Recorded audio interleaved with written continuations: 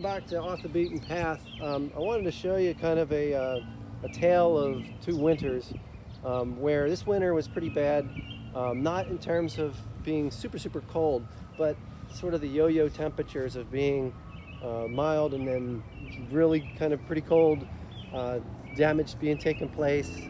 So although we didn't have the coldest of temperatures, that variation, I think, really played a part in a lot of trees having dieback this winter in the Northeast. So one example that I had that really didn't suffer much, if any, dieback was unknown Owensboro, which happens to be a good fig, a good Mount Etna fig. But over on this side this is Paradiso Bronze VS, which is an Adriatic fig.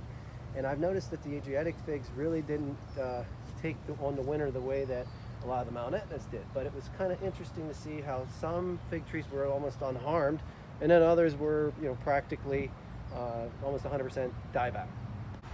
I planted a few fig trees for my neighbor who has kind of the benefit of having southern exposure, but also brick, which radiates a lot of heat. So I looked at his has a tale of two winters as well.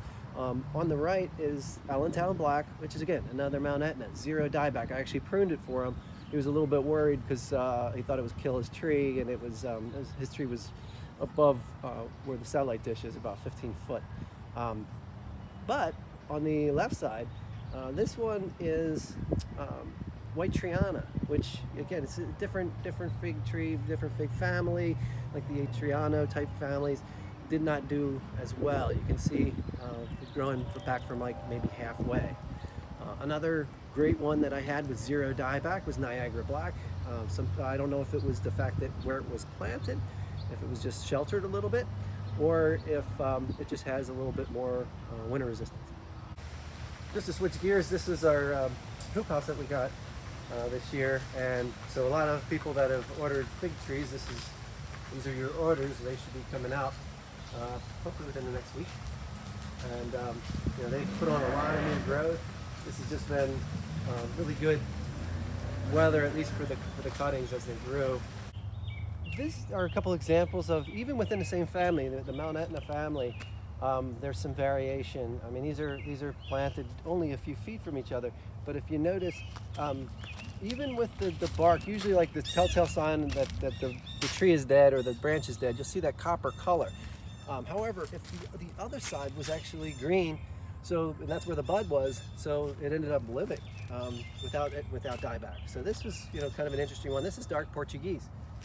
The next one was actually sort of a surprise for me, because this is, if you look at the trunk, you can see that it's thick. This is an older tree with St. Rita, but St. Rita suffered some dieback, more dieback than I've seen from a lot of the other Mount Etnas, and that's not typical. St. Rita has always been, for me, one of the highest winter resistance that I had.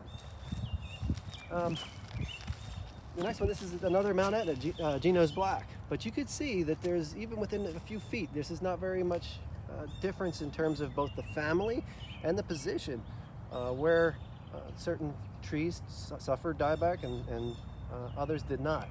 So it's kind of an interesting comparison between all these different varieties that are in the ground. I'm looking for more data, obviously, but this was one of the most damaged winters that I think I've had since I've had this for, I guess this would be 7 years. So this would rank probably like third or fourth of most damage per season, which was odd. Thank you for watching.